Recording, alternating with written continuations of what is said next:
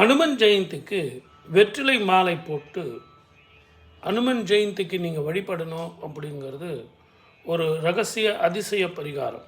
ஏன்னு கேட்டிங்கன்னா, இது யாரோ ஜோதிடர்கள் கண்டுபிடிச்சாங்க, இது நான் தான் சார் சொன்ன முதல்ல அப்படிங்கிறது கிடையாது.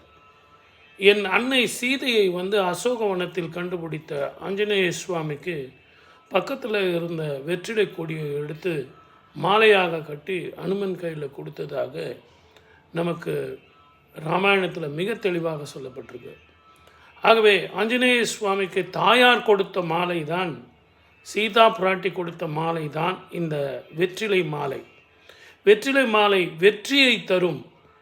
என்னுடைய அன்னையை கண்டுபிடித்த ஆஞ்சநேய சுவாமிக்கு வெற்றியை தரும். அந்த போரில் வெற்றி பெற்று ராமனோடு சேர்த்து வைக்க இந்த வெற்றிலை மாலை உதவுதுன்னா உங்கள் ஜாதக பிரச்சனைக்கு உதவாதா?